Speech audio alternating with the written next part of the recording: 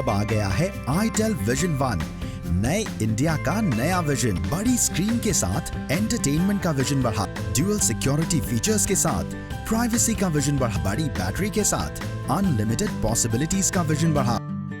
नमस्कार, आप देख रहे हैं यूपी तक और मैं हूं कुमार अभिषेक।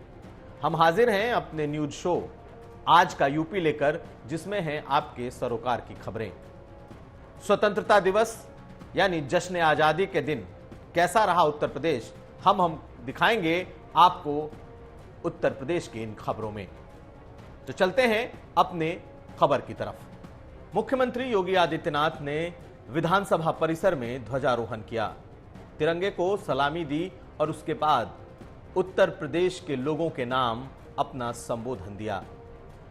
मुख्यमंत्री ने कोरोना के इस दौर में कोरोना योद्धाओं को याद किया और साथ साथ कोरोना से निपटने के दौरान की गई चुनौतियों पर भी लोगों को बताया। योगी आदित्यनाथ ने अपने 15 अगस्त के संबोधन में साफ कहा कि यह त्रासदी बड़ी हो सकती थी, लेकिन हम लोगों ने इसे कंट्रोल किया। प्रदेश के 18 करोड़ लोगों तक खाद्यान्न पहुंचाए और अब यह लड़ाई कंट्रोल में आती हुई दिखाई दे रही है।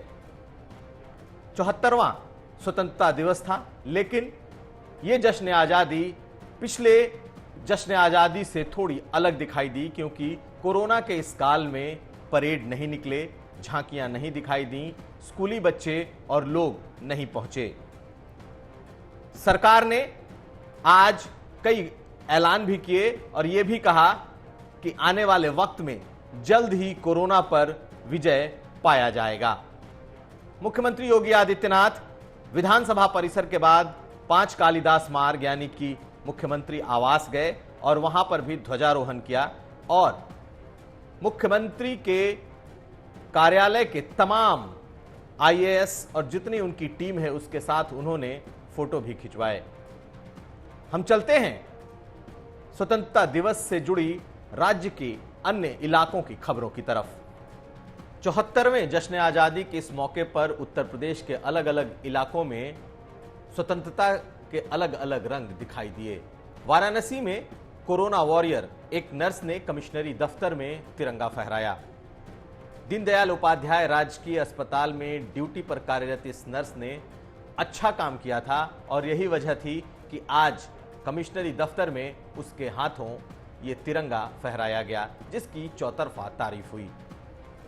कन्नौज में 14 साल के कृष्ण नाम के लड़के ने 3 दिन पहले एक 7 साल के बच्चे को पानी में डूबने से बचाया था। चारों तरफ लोग देखते रह गए, लेकिन उसने उस बच्चे को निकाल लिया था। आज कन्नौज में इस 14 साल के लड़के को सम्मानित किया गया उसके वीरता के लिए। बहराइच में झंडोत्तोलन का एक नया दृश्य देखने को मिला, जब बोंडा थाने में कमर भर पानी में घुसकर पुलिसकर्मियों ने झंडोत्तोलन किया, तिरंगा फहराया।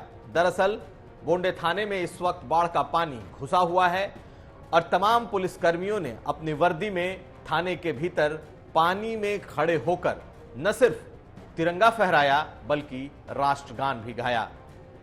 ये अपने आप में एक अनूठा दृश्य था।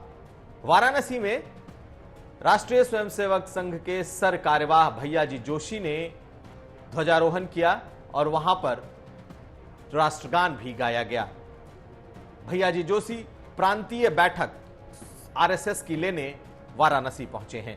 मुस्लिम धर्मगुरु खालिद रशीद फिरंगी ने आज लखनऊ के ऐशगाह के ईदगाह मैदान में तिरंगा फहराया। झंडोत्तोलन के बाद राष्ट्रगान हुआ और झंडे को सलामी दी गई। कुल मिलाकर पूरे प्रदेश में अलग अलग तरीके से अलग अलग रंग में स्वतंत्रता दिवस मनाया गया, लेकिन कोरोना के इस काल में यह जश्न आजादी थोड़ी अलग दिखाई दी। हम चलते हैं अपनी अगली खबर की तरफ। योगी सरकार का दावा है कि कोरोना से लड़ाई लड़ी जा रही है और कोरोना पर विजय प्राप्त की जाएगी। आज योगी सरकार के दूसरे मंत्री चेतन चौहान की रिपोर्ट चिंता देने वाली है। चेतन चौहान इस समय मेदांता में इलाजरत हैं और उनकी स्थिति गंभीर बनी हुई है। बताया जा रहा है कि कई बार उनकी रिपोर्ट नेगेटिव हुई, उसके बाद फिर पॉजिटिव आई है। लेकिन इस वक्त वो मेदांता में वेंटिलेटर पर हैं और उनकी स्थिति गंभीर है। जबकि दूसरी तरफ उत्तर प्रदेश में बीजेपी के प्रदेश अध्यक्ष स्वतंत्र देव सिंह की आज रिपोर्ट नेगेटिव आ गई और उन्होंने बाकायदा ट्वीट कर इसकी जानकारी भी दी। हम चलते हैं अपनी अगली खबर की तरफ। भदोही के ज्ञानपुर से विधायक विजय मिश्रा पर पुलिस का शिकंजा कसता जा रहा है। भदोही पुलिस मध्य प्रदेश से लेकर उन्हें भदोही आ रही है और रविवार सुबह तक विजय मिश्रा को कहीं न कहीं अदालत में पेश किया जा सकता है। इस बार पुलिस कोई चांस लेने के मूड में नहीं है, लेकिन इस बीच योगी सरकार के मंत्री नंदगोपाल नंदी ने विजय मिश्रा पर बड़ा आरोप लगाया है। बाकायदा कई ट्वीट करके उन्होंने लिखा है कि विजय मिश्रा भले ही विधायक हों, लेकिन एक शातिर अपराधी भी हैं।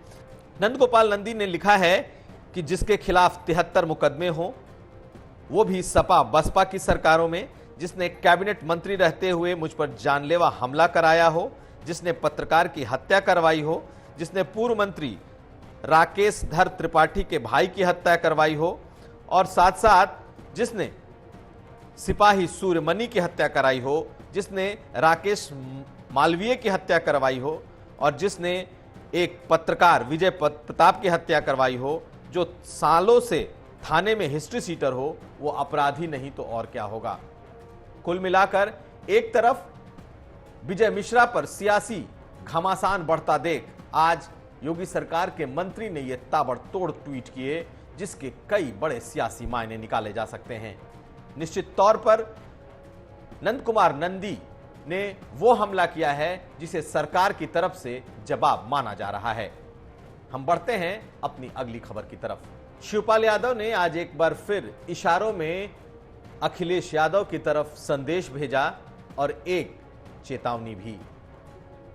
शिवपाल यादव आज इटावा में थे और इटावा में स्वतंत्रता दिवस पर एक कार्यक्रम के शिरकत के बाद उन्होंने एक राजनीतिक बयान दिया। उन्होंने कहा कि वो 2022 के चुनाव में सब कुछ त्यागने को तैयार हैं, लेकिन उनकी एक ही मांग है कि सभी समाजवादी एक हों। यानी कि चाहे वो प्रगतिशील समाजवादी पार्टी हो या समाजवादी पार्टी, दोनों को एक हो जाना चाहिए। लेकिन साथ साथ उन्होंने ये भी कहा कि अगर ऐसा नहीं होगा तो वो जनता के मुताबिक फैसले लेंगे। यानी एक बात जो ये मानकर चला जा रहा है कि आने वाले वक्त में चाचा भतीजे यानी कि शिवपाल यादव और अखिलेश यादव एक हो सकते हैं, इस पर कहीं ना कहीं एक सवालिया निशान जरूर खड़ा हो रहा है। वो भी इसलिए क्योंकि आज शिवपाल यादव ने कहा कि अगर समाजवादी एक नहीं हुए तो वो फिर जनता से पूछकर फैसला लेने के लिए स्वतंत्र हैं। आपको बता दें कि कुछ दिन पहले दोनों के बीच सुलह की खबरें आई थी, जब अखिलेश यादव ने कहा था कि जसवंत नगर सीट पर उनकी पार्टी चुनाव नहीं लड़ेगी और इसे एक सकारात्मक पॉलिटिकल संदेश शिवपाल यादव के लिए माना जा रहा था। लेकिन आज के बयान के बाद लगता है कि अब भी दोनों के बीच सब कुछ ठीक ठाक नहीं है और दोनों में एकता होना फिलहाल दूर की कौड़ी नजर आता है। चलते हैं अगली खबर की तरफ। कानपुर के बिकरू गांव पुलिस हत्याकांड में वांछित राजेंद्र मिश्रा को आज पुलिस ने गिरफ्तार कर लिया। राजेंद्र मिश्रा पर 50,000 रुपए का इनाम था और वो प्रभात मिश्रा का पिता है। प्रभात मिश्रा पहले ही पुलिस एनकाउंटर में इस मामले में मारा जा चुका है। आज उसकी गिरफ्तारी के बाद राजेंद्र मिश्रा ने कहा कि उसके बेटे ने गलती की थी और उसकी सजा मिली। अंत में ये जान लीजिए कि उत्तर प्रदेश का कोरोना मीटर क्या कहता है। आज कोरोना का आंकड़ा उत्तर प्रदेश में 1.5 लाख को पार कर गया। 1,50,006 कुल मरीज पॉजिटिव पाए गए हैं, जिसमें से 4,814 मरीज आज पॉजिटिव पाए गए। 58 मरीजों की आज मौत हुई है। 51,437 मरीज अभी उत्तर प्रदेश में सक्रिय हैं, जबकि 96,300 से ज्यादा मरीज डिस्चार्ज कर घर भेजे जा चुके हैं।